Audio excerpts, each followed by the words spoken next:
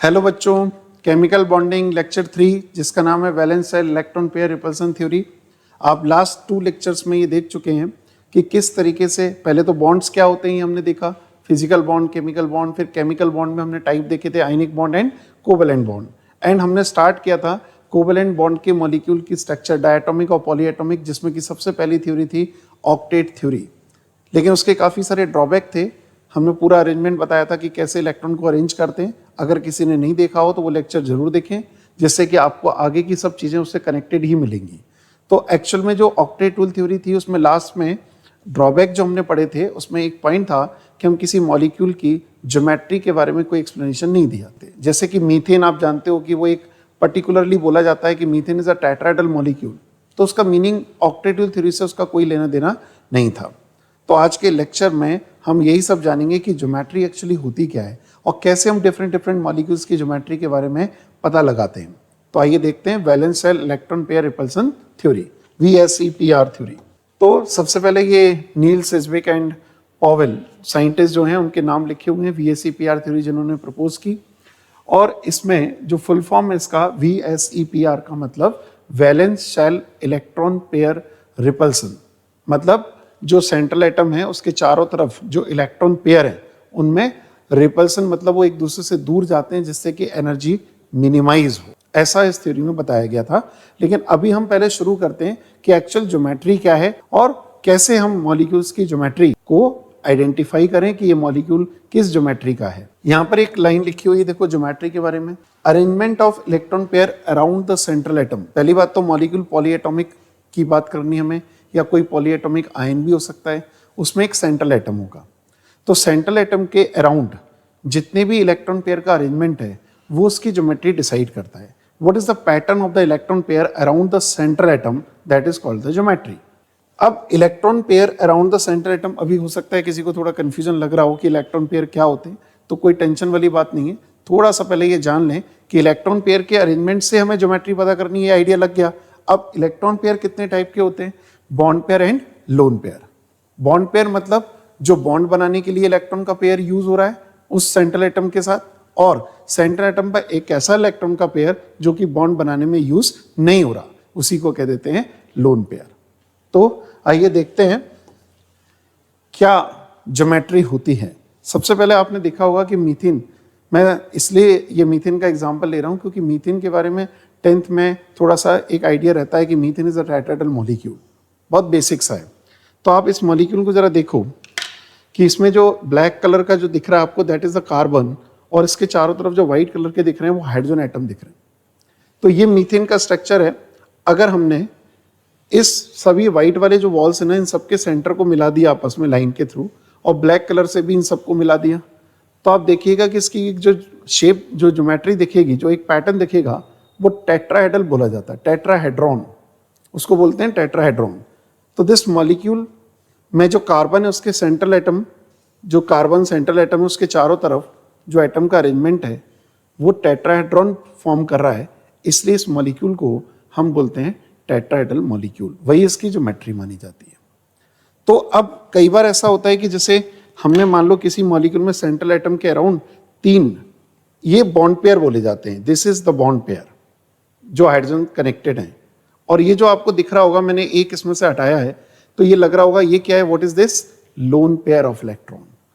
लेकिन इसमें टोटल यहाँ पर 3 बॉन्ड पेयर हैं और एक लोन पेयर है। तो ओवरऑल जैसा ये है उतने ही इलेक्ट्रॉन पेयर हैं। देखो इलेक्ट्रॉन पेयर इसमें भी 4 हैं, बस वो चारों इलेक्ट्रॉन पेयर बॉन्ड पेयर है। इसमें 3 बॉन्ड पेयर हैं, एक लोन पेयर है। 3 बॉन्ड पेयर, एक लोन पेयर। तो ये भी ज्योमेट्री क्या होगी, टेट्राहेड्रल। ये भी ज्योमेट्री क्या होगी, टेट्राहेड्रल।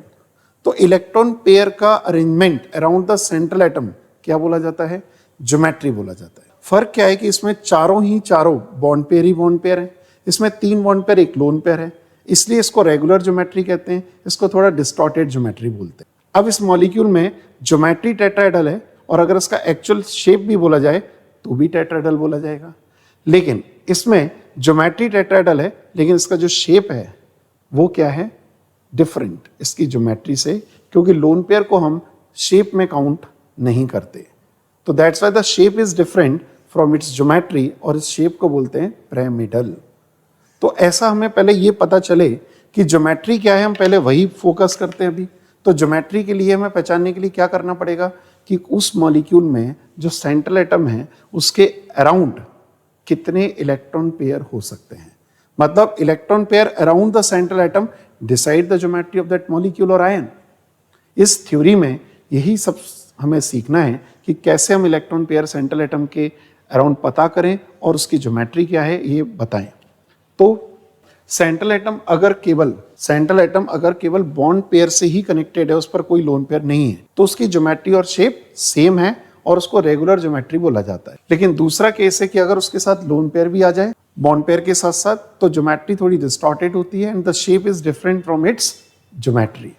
ये जैसे आप देख रहे हैं कि एक टेट्राहेड्रल है, तो इसको हम क्या बोल सकते हैं कि इसकी ज्योमेट्री क्या है, टेट्राहेड्रल, और अगर इसका शेप भी बोला जाए तो भी टेट्राहेड्रल। लेकिन यहां पर ज्योमेट्री क्या होगी, टेट्राहेड्रल, क्योंकि इलेक्ट्रॉन पेयर तो उतने ही है, लेकिन इसका जो शेप है वो कैसा होगा, पिरामिडल। तो that is the difference between the geometry and shape. आप तो ये बोल देना कि अगर किसी सेंट्रल एटम पर बॉन्ड पेयर के साथ साथ लोन पेयर भी आ जाए तो उसकी ज्योमेट्री और शेप में डिफरेंस हो, और अगर बॉन्ड पेयर ही बॉन्ड पेयर है तो वो रेगुलर ज्योमेट्री है, उसकी ज्योमेट्री और शेप सेम होगा। तो सबसे पहले देखो, आप इतने सारे पॉलीएटॉमिक मॉलिक्यूल हैं, है ना, हर एक मॉलिक्यूल की अलग अलग ज्योमेट्री होगी। तो उन्होंने क्या किया, इस थ्योरी में बहुत सारे मॉलिक्यूल्स को ऑब्जर्व करके हमें ये बता दिया कि मैक्सिमम इन ज्योमेट्रीज में मॉलिक्यूल्स मिलते हैं, और वो ज्योमेट्रीज टोटल हैं 7। तो वो हम उनके नाम पहले एक बार जान लेते हैं। मतलब जितने भी पॉलीएटॉमिक मॉलिक्यूल और आयन हैं मैक्सिमम वो ये सब ज्योमेट्री में आ जाते हैं, ऐसा इस थ्योरी में बता दिया गया। तो आपके लिए मैंने ये लिख दिया है सबसे पहले कि अगर आपके सेंट्रल एटम के अराउंड 2 इलेक्ट्रॉन पेयर आते हैं, 2 इलेक्ट्रॉन पेयर, तो ज्योमेट्री का नाम होगा लीनियर। ये आपको थोड़ा सा मेमोराइज करना पड़ेगा, इसकी प्रैक्टिस करनी पड़ेगी। 3 इलेक्ट्रॉन पेयर आते हैं सेंट्रल एटम के अराउंड, तो ज्योमेट्री होगी ट्राइगोनल प्लैनर। और 4 अगर आते हैं तो टेट्राहेड्रल, 5 आते हैं तो ट्राइगोनल बाइपिरामिडल। बड़ा अजीब सा लग रहा होगा सुनने में अभी कि ये कौन कौन सी ज्योमेट्री है, किस तरीके के नाम लिए जा रहे हैं, लेकिन ऐसा कुछ भी नहीं। अभी आप जब देखोगे तो एक एक चीज का मीनिंग समझ में आएगा। एंड अगर 6 आते हैं तो ऑक्टाहेड्रल, या उसको स्क्वायर पिरामिडल भी कह सकते हैं, स्क्वायर बाइपिरामिडल, और पेंटागोनल बाइपिरामिडल जब 7 इलेक्ट्रॉन पेयर आए। और ये मैंने थोड़ा अलग किया है सिस्टम से, स्क्वायर प्लेनर ज्योमेट्री जो यहाँ पर लिखा हुआ है, स्क्वायर प्लेनर ज्योमेट्री, ये जो लिखा हुआ है ये अलग है, मतलब ये थोड़ा सिस्टम से डिफरेंट है, इसलिए इसको बाद में डील करें। तो आप देखते हैं 1 बाई 1 आपको बहुत अच्छा दिखेगा मॉलिक्यूल जब, तो आप पहचान पाएंगे कि इसकी ज्योमेट्री एक्चुअल में है क्या। तो 1 बाई 1 एक एक ज्योमेट्री को हम एक बार देखते हैं। नंबर ऑफ इलेक्ट्रॉन पेयर अगर 2 हैं तो आप देख रहे होगे कि इसमें एक सेंट्रल एटम रेड कलर का बनाया हुआ है, और ये दिख रहा है कि इसमें 2 एटम आपस में कनेक्टेड है, तो दिस मॉलिक्यूल इज लीनियर। अगर इसको ऐसे विजुलाइज किया जाए तो आप देख सकते हैं कि this is linear. 1 is the central atom, 2 atoms connected with the central atom. This geometry is called linear. और अगर एंगल निकाला जाए कि ये 2 एटम इस सेंट्रल एटम से कनेक्टेड है, इसको कहते हैं बॉन्ड एंगल। तो लीनियर ज्योमेट्री में जो बॉन्ड एंगल है वो कितना है, 180 डिग्री। ऐसे ही दूसरी ज्योमेट्री आप देख पा रहे होंगे, trigonal planar. It's very simple case, trigon बनता है ट्राइगोनल प्लेनर, मतलब 2D सिस्टम। दिस इज, आप देखो इसमें हर एक बॉन्ड के बीच में जो एंगल है वो 120 डिग्री होगा कि नहीं होगा, this and this 120, this and this 120, and this is 120। इसका मीनिंग है कि यहाँ पर 3 120 डिग्री बॉन्ड एंगल होंगे। तो सेंट्रल एटम के अराउंड अगर 3 बॉन्ड पेयर है ना, या 3 इलेक्ट्रॉन पेयर कह दो टोटल हैं, तो वो ज्योमेट्री बोली जाएगी ट्राइगोनल प्लेनर, और वो ऐसा दिखेगा। अब ये है टेट्राहेड्रल मॉलिक्यूल, जैसा कि अभी हमने शुरुआत में देखा था लेक्चर के कि दिस मीथेन को एज्यूम किया था। तो देख रहे हो सेंट्रल एटम के चारों तरफ जो इलेक्ट्रॉन पेयर का अरेंजमेंट है वो कितने, 4 bond pair. That's why the geometry is called the tetrahedron. मतलब इन चारों के सेंटर को मिलाएंगे तो ये बनेगा tetrahedron. That's why this geometry is called the tetrahedral. देख पा रहे हैं। अब इसमें एक बॉन्ड एंगल दिख रहा होगा आपको 109 डिग्री 28 मिनट। आप सोच सकते हैं इसमें जरा एज्यूम कीजिए कितने बॉन्ड एंगल होंगे, 109 डिग्री 28 मिनट के 4 बॉन्ड एंगल। तो इसका मतलब अगर 2 इलेक्ट्रॉन पेयर आए तो लीनियर, 3 इलेक्ट्रॉन पेयर आए सेंट्रल एटम के अराउंड ट्राइगोनल प्लेनर, और 4 इलेक्ट्रॉन पेयर आए तो टेट्राहेड्रल। मतलब ये फिक्स्ड है। नेक्स्ट जो ज्योमेट्री है it is very very important, क्योंकि सबसे ज्यादा क्वेश्चंस इसी ज्योमेट्री पर बोले जाते हैं। Trigonal bipyramidal. How many electron pair around the central atom, that is total कितना, 5। ट्राइगोनल वाई पिरामिडल और अब इसमें 3 तरीके के बॉन्ड एंगल है, लेकिन पहले इसको जरा विजुलाइज करते हैं। देखिए आप, this is trigonal bipyramid. आप देख रहे हैं ये 3 एटम व्हाइट वाले, पहले ये ट्राइगोनल वाई ट्राइगन बना रहे हैं ये, और ये एक ऊपर एक नीचे, this is trigonal bi pyramidal. तो टोटल बॉन्ड पेयर आप काउंट करिए, 1 2 3 4 5, जैसा कि आपको इस डायग्राम में भी दिख रहा होगा, 1 2 और ये 3 in the plane, out of the plane, below plane, मतलब ट्राइगोनल बाई पिरामिडल। अब अगर आप देख पा रहे हो तो इसमें ये जो पोजीशन दिख रही है आपको, ये जो 2 पोजीशन दिख रही हैं, ये एक्सियल पोजीशन बोली जाती है, और ये जो 3 दिख रही हैं ये इक्वेटोरियल पोजीशन बोली जाती है। तो 2 एक्सियल एंड 3 इक्वेटोरियल, ये आपको बोलना पड़ेगा ट्राइगोनल बाई पिरामिडल में। अब आप देखो कि एक्सियल वाला और इक्वेटोरियल वाले का जो बॉन्ड एंगल है वो कितना दिख रहा है, सोच सकते हैं आप, बड़ी इजीली दिखाई दे रहा है 90 डिग्री, ठीक है।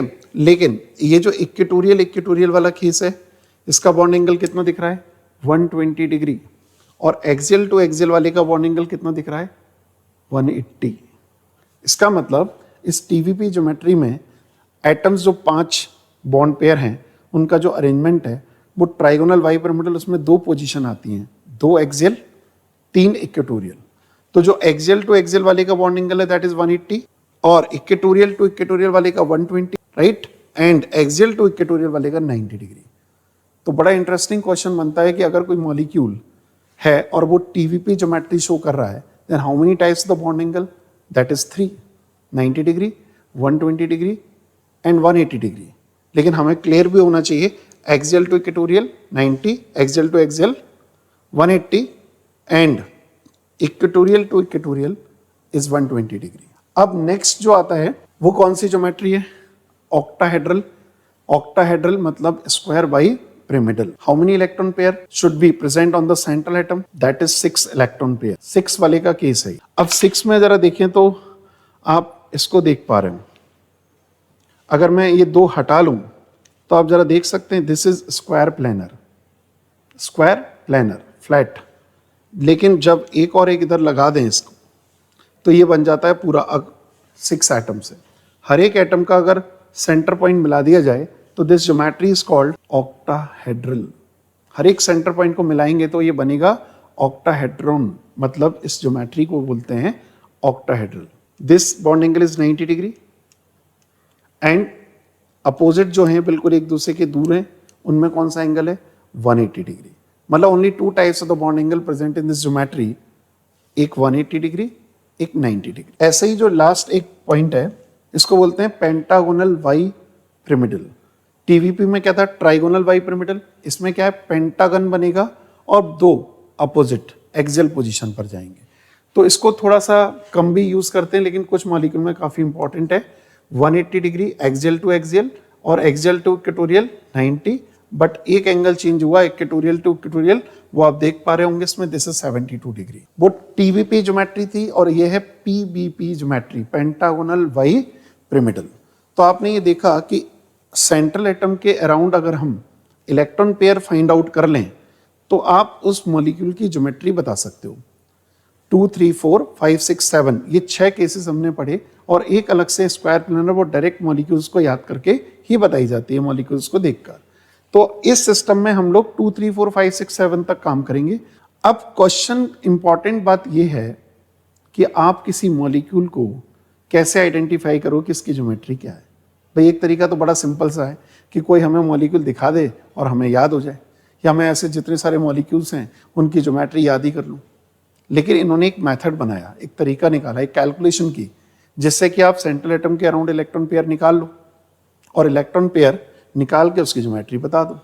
अब उसके रूल्स भी होंगे कुछ ना कुछ, तो वो मेथड अब हमें सीखना पड़ेगा, कैसे हम किसी अननोन मॉलिक्यूल की अगर हमारे सामने आ जाए तो हम उसकी ज्योमेट्री बता पाएं। तो इस मेथड में एक्चुअली क्या है, जो electron pair around the central atom है उसको एक नाम दे देते हैं स्टेरिक नंबर। सबसे पहले तो ये सोचते हैं कि electron pair around the central atom which is known as the steric number, मतलब number of electron pair of bond pair plus lone pair. मतलब स्टेरिक नंबर अगर आएगा तो bond pair plus lone pair माना जाएगा। तो नाम बदल दिया थोड़ा सा, इलेक्ट्रॉन पेयर की जगह क्या रख दिया, स्टेरिक नंबर। तो इसका एक मेथड का सबसे पहला पार्ट है फाइंड द वैल्यू ऑफ ए। ये हमने अभी उसमें भी किया था, लुईस स्ट्रक्चर जब ड्रॉ कर रहे थे तब भी किया था। तो वही पैटर्न है ए निकालने का। तो अभी मैं एक मॉलिक्यूल टू मॉलिक्यूल ए निकालना बताऊंगा कि ए कैसे फाइंड करते हैं, है ना। जैसे मीथेन मॉलिक्यूल है तो उसमें कार्बन और हाइड्रोजन है, इन सब के वैलेंस इलेक्ट्रॉन फाइंड आउट करके ऐड करके हम लोग ए वैल्यू निकालते हैं। NO3 माइनस है, नाइट्रोजन ऑक्सीजन है, सबके वैलेंस इलेक्ट्रॉन टोटल करके माइनस अगर है तो एक ऐड कर दो, -2 है तो 2 ऐड कर दो, प्लस चार्ज है तो उस पर एक कम कर दो। तो that is the method to find the steric number. First step, find the value of A in that molecule जिसकी ज्योमेट्री आप बताना चाहते हो। अब ए निकालने के बाद आगे का जो प्रोसीजर है कि ए को हम डिवाइड करेंगे 8 से, ऑक्टेट के हिसाब से चलता है, ये मेथड का पार्ट है तो उसको मेथड का पार्ट ही मानकर चलते हैं कि एक जो वैल्यू आएगी, जैसे कि वो 24 आया तो 8 से डिवाइड किया। कई बार होगा कि वो पूरा जो ए वैल्यू है वो डायरेक्ट डिवाइड हो जाए, तो that obtain is Q quotient, और उसको कहते हैं बॉन्ड पेयर। जैसे कि अगर मेरे पास आया 24 ए की वैल्यू, 8 से डिवाइड किया तो क्यू की वैल्यू कितनी आ गई टोटल, डिवाइड हो गया 3, तो Q is 3 which is known as the bond pair. हमने दूसरा ये देखा कि अगर कभी रिमाइंडर बचता है, जैसे रिमाइंडर बचा 2, जैसे कि 26 है, 26 को 8 से डिवाइड किया तो क्यू कितना आया 3, 8 3 जा 24। अब 26 माइनस 24 रिमाइंडर कितना बचा 2, तो 2/2 अगर कर दें that is the number of lone pair on that central atom. तो बॉन्ड पेयर और लोन पेयर, तो बॉन्ड पेयर कौन, क्यू के बराबर, और लोन पेयर R/2 मतलब रिमाइंडर बाई 2। फाइनली आप देख रहे होगे कि steric number is bond pair plus lone pair, और बॉन्ड पेयर किसके बराबर था, क्यू के, और लोन पेयर किसके बराबर था, R/2 के। मान लो किसी जगह क्यू आया 3 और R/2 आया 1, 3 + 1 कितना हुआ 4, तो उसकी ज्योमेट्री क्या हो गई, टेट्राहेड्रल। ये हमने पढ़ा था, स्टेरिक नंबर अगर 4 आ रही है तो उसकी ज्योमेट्री टेट्राहेड्रल है। हाँ, बस इसमें एक रूल में इंपॉर्टेंट बात है कि हाइड्रोजन एटम के लिए ये अपनी कैलकुलेशन को इजी बनाने के लिए, मेथड को अप्लाई करने के लिए एक रूल का पार्ट है कि इसमें हाइड्रोजन को 7 इलेक्ट्रॉन्स मानकर चले, उसको हेलोजन की तरह डील करना है। ये रूल के हिसाब से, जिससे कि कैलकुलेशन प्रॉपर बैठ जाए। तो हाइड्रोजन के वैलेंस इलेक्ट्रॉन को कितना काउंट करना है, 7। अब इन पूरे मेथड को मैं एक एक मॉलिक्यूल में आपको समझाता हूँ, बहुत ध्यान से सुनिएगा। आपको मॉलिक्यूल में पहले स्टेरिक नंबर सेंट्रल एटम की पता करनी है and then you can decide the geometry of that molecule. तो पहला एग्जांपल इसमें जैसे हमने लिया, एक मॉलिक्यूल है beryllium chloride, beryllium chloride, right. तो आप देख रहे होगे कि वैलेंस इलेक्ट्रॉन ऑफ बेरिलियम कितना होता है 2, और क्लोरीन जो होता है 17 ग्रुप में, तो वो कितना है 7। ठीक है, तो सबसे पहले हमने मेथड में क्या बताया था कि ए कैसे निकालेंगे, जितने भी मॉलिक्यूल के अंदर एटम हैं उन सब के वैलेंस इलेक्ट्रॉन का टोटल कर दो। फॉर एग्जांपल बेरिलियम के वैलेंस कितने हैं 2, करेक्ट। क्लोरीन के कितने हैं 7, 2 क्लोरीन है तो 7 × 2, तो टोटल ए की वैल्यू कितनी आई 16, करेक्ट। अब जैसे ही ये 16 आया, 16 ए की वैल्यू है और इसको हमने 8 से डिवाइड किया तो क्यू की वैल्यू कितनी आई 2, तो क्यू की वैल्यू 2 और रिमाइंडर कितना है 0। तो उस हिसाब से बॉन्ड पेयर इसमें 2 है और लोन पेयर 0, तो स्टेरिक नंबर किसके बराबर आ गया 2 के बराबर। अब आप जानते हैं कि स्टेरिक नंबर अगर 2 आ रहा है तो इसका मतलब है वो ज्योमेट्री इज लीनियर। अभी हम देख रहे थे कि ज्योमेट्री और शेप में फर्क है, जैसे ही लोन पेयर आया तो ज्योमेट्री और शेप अलग अलग आ जाएगी। अब आप खुद से जरा चेक करना, BF3 में हमने निकाल के बताया हुआ है कि BF3 कैसे, लेकिन आप इसको रोक कर BF3 में स्टेरिक नंबर खुद से पता करो, मेथड को अप्लाई करो। तो सबसे पहली चीज ए की वैल्यू निकालते हैं। पहले चेक करो how many atom in this molecule, 4, 1 boron, 3 fluorine. Boron का वैलेंस कितना होता है, बोरोन का वैलेंस इलेक्ट्रॉन होता है 3, फ्लोरीन का कितना होता है 7, राइट। तो बोरोन के 3 वैलेंस, फ्लोरीन के 7 × 3, क्योंकि 3 फ्लोरीन है तो टोटल ए की वैल्यू आई 24। अब अगला स्टेप क्या है, 24 को हम किससे डिवाइड करते हैं, 8 से डिवाइड करते हैं। तो यहाँ पर जो Q आएगा वो कितना आएगा 3 आएगा और रिमाइंडर 0 जो यहाँ लिखा हुआ है। अब Q 3 है, रिमाइंडर 0/2, तो लोन पेयर नहीं है, only this boron has bond pair. तो जरा सोच कर देखो कि स्टेरिक नंबर अगर 3 आ रहा है, टोटल इलेक्ट्रॉन पेयर 3 आ रहे हैं अराउंड द सेंट्रल एटम, तो what is the geometry of that molecule, trigonal planar. BF3 मतलब कैसा मॉलिक्यूल है, ट्राइगोनल प्लेनर। आपको ये पता लग गया। केस इसमें लेते हैं, देखो मीथेन, मीथेन आप सब लोग जानते हैं वैसे ही कि वो टेट्राहेड्रल है, उसमें जरूरत नहीं है हमें ये मेथड लगाने की, लेकिन फिर भी एक बार चेक करते हैं पूरा। कार्बन, कार्बन के वैलेंस कितने होते हैं 4। हाइड्रोजन के लिए मैंने अभी आपको बताया था कि हमें 7 लेके चलना है, 7 × 4 क्योंकि 4 हाइड्रोजन है तो कितना हुआ 28 + 4, ओवरऑल दिस इज 32। 32 को जब 8 से डिवाइड करेंगे तो Q कितना आएगा 4 और रिमाइंडर कितना आएगा 0, तो बॉन्ड पेयर टोटल 4 है और 4 + 0 स्टेरिक नंबर इज 4। तो in this case steric number is 4, that's why the molecule is tetrahedral, geometry is tetrahedral. अब नेक्स्ट पर अप्लाई करते हैं PCl5। ये मैंने जो एग्जांपल अभी लिए हैं ये बहुत ही ज़्यादा इंपॉर्टेंट, ज़्यादा से ज़्यादा पूछे जाने वाले एग्जांपल हैं, बहुत कॉमन है, इनको पहले हमें दिमाग में रखना बहुत ज़रूरी है। लेकिन आप देखेंगे कि आगे चल के जैसे हम इस मेथड को सीख जाते हैं बहुत सारे मॉलिक्यूल्स की ज्योमेट्री आप इस मेथड से पता कर सकते। तो पहले हम बेसिक पे चल रहे हैं, इसीलिए हम पहले वो मॉलिक्यूल्स ले रहे हैं जिनकी यूटिलिटी ज़्यादा, जिनके क्वेश्चन ज़्यादा आते हैं। PCl5 देखते हैं जरा। PCl5 में फॉस्फोरस एंड 5 क्लोरीन है। फॉस्फोरस के वैलेंस इलेक्ट्रॉन कितने होते हैं 5, क्लोरीन के कितने होते हैं 7। तो फॉस्फोरस के 5 और क्लोरीन के 7, तो 7 × 5 क्योंकि क्लोरीन 5 है। तो अब देखो फॉस्फोरस का 5, क्लोरीन का 7, 5 + 7 × 5 दैट इज 40। तो यहाँ पर जब 40 को 8 से डिवाइड किया, 40 A की वैल्यू है, A को किससे डिवाइड करते हैं 8 से, तो Q कितना आया 5, रिमाइंडर फिर से 0, मतलब इसमें कोई लोन पेयर नहीं होगा। Only 5 bond pair, steric number is 5। What about geometry of PCl5? It's a trigonal bipyramidal molecule. This is the method, है ना, this is the method to find the geometry of any molecule. बस इसकी कुछ limitations है, हर molecule में कहीं ना कहीं कुछ मॉलिक्यूल ऐसे हैं जिन पर ये डायरेक्ट अप्लाई नहीं होगी, आपको आगे के लेक्चर्स में ये देखने को मिलेगा। अब नेक्स्ट ज्योमेट्री ऑक्टाहेड्रल होती है, हम जानते हैं टीवी पे SF6 में फिर से चेक करते हैं। अपना मेथड अप्लाई करना सीख लो पहले, जितना ज्यादा अच्छे से, जितना ज्यादा जल्दी आपको ये मेथड यूज करना अगर आ गया, समझ लो आप बहुत सारे अननोन मॉलिक्यूल्स की ज्योमेट्री फटाफट बता दोगे। और अभी तो क्या हमें एक और काम करना है, ज्योमेट्री और शेप में डिफरेंस होता है आप जानते हो, तो ज्योमेट्री अलग होगी शेप अलग होगी, वो भी सीखना है। तो स्टेरिक नंबर निकालना मतलब और जल्दी निकालना बहुत ही ज्यादा जरूरी है। आप सोच सकते हैं कि SF6 में जो सल्फर है उसका जो वैलेंस इलेक्ट्रॉन होता है वो कितना होता है, वैलेंस इलेक्ट्रॉन 6, ठीक है, और 7 होता है फ्लोरीन में, 7 × 6। तो ये टोटल A की जो वैल्यू आई, मैं यहाँ पर लिख लेता हूँ A की वैल्यू टोटल हुआ 48। अब जो 48 है आपको पता है कि वो 8 से डिवाइड होगा तो 6 आएगा, तो यहाँ Q की वैल्यू कितनी हुई 6 और रिमाइंडर क्या हुआ 0, तो स्टेरिक नंबर टोटल कितना आया 6, ओनली बॉन्ड पेयर। तो जैसे ही 6 आया हमने पता कर लिया कि भाई इसकी ज्योमेट्री जो है ऑक्टाहेड्रल या स्क्वायर बाइपिरामिडल, राइट। सीक्वेंस पर ध्यान देना, देखो जब ये थ्योरी शुरू हुई थी तो सबसे पहले हमने ये जाना कि ज्योमेट्री क्या है, शेप क्या है, ये डिफरेंस देखा दोनों में, फिर ये देखा कि ज्योमेट्री कितने टाइप की होती हैं, है ना, उनको ज्योमेट्री को हमने माइंड में विजुलाइज किया, देखा, समझा, उसमें बॉन्ड एंगल पता किए, है ना। जब ये दिखने लगा तब हमारा अगला स्टेप क्या था कि अगर हमारे सामने कोई मॉलिक्यूल आ जाए तो हम उसकी ज्योमेट्री को कैसे आइडेंटिफाई करें, उसमें एक मेथड लगाया, वही हम अभी सीख रहे हैं। तो स्टेरिक नंबर ये 6 के लिए केस है। नेक्स्ट जो केस इसमें आ रहा है IF7, तो जरा चेक करके देखते हैं। हमें सबसे पहले क्या निकालना होता है A निकालने के लिए आयोडीन कितने वैलेंस 7, फ्लोरीन के कितने होते हैं 7, तो 7 × 7, ठीक है, टोटल हो गया ये 56।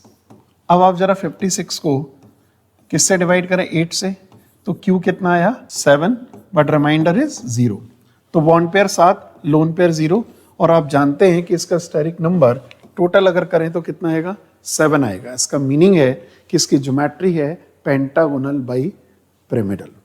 अभी मैंने आपने ध्यान दिया होगा कि बेरिलियम क्लोराइड से IF7 तक वो एग्जाम्पल लिए जिसमें कि स्टेरिक नंबर केवल बॉन्ड पेयर से डिसाइड हो रही है। अगर इसमें लोन पेयर भी होता सेंट्रल एटम पे तो हम क्या करते हैं, bond pair plus lone pair that is equal to the steric number, लेकिन हमने अभी ऐसा नहीं किया। अभी हम क्या है कि केवल इतना जानते हैं कि इतने तरह की ज्योमेट्री हैं और इस मेथड से हम स्टेरिक नंबर पता करके उसकी ज्योमेट्री बता पाएं। अब अगले लेक्चर में हम ये जानेंगे कि भाई इन मॉलिक्यूल्स में नए नए जो मॉलिक्यूल्स होते हैं उनमें कई जगह ज्योमेट्री अलग है और शेप अलग है, मतलब सेंट्रल एटम पर डेफिनेटली बॉन्ड पेयर के साथ साथ लोन पेयर भी अवेलेबल है। अब मुझे पूरे केसेस बताने पड़ेंगे कि भाई इस ज्योमेट्री में कितने केसेस बनते हैं, है ना। भाई इलेक्ट्रॉन पेयर तो टोटल 5 हैं, लेकिन कई बार ऐसा हुआ कि 5 तो हैं लेकिन वहां पर बॉन्ड पेयर 5 और लोन पेयर 0, या बॉन्ड पेयर 4, लोन पेयर 1, तो वहां पर ज्योमेट्री में और शेप में फर्क आता है। तो नेक्स्ट लेक्चर देखना बहुत ही जरूरी है। इसी से कनेक्टेड लेक्चर है BSc पार्ट 2, उसमें आपको ये पूरी शेप और ज्योमेट्री के डिफरेंसेस के बारे में पता चलेगा। लेकिन जब तक उस लेक्चर को देखने से पहले आप स्टेरिक नंबर पर बहुत अच्छे से कमांड कर लें, मेथड को बार बार अप्लाई करें, इन्हीं मॉलिक्यूल्स पर उस पैटर्न को जानें, है ना, कि A क्या है, A को 8 से डिवाइड किया, Q आया, फिर रिमाइंडर आया, रिमाइंडर बाई 2 को लोन पेयर कहते हैं, Q को बॉन्ड पेयर कहते हैं, और Q plus R by 2 that is equal to the steric number.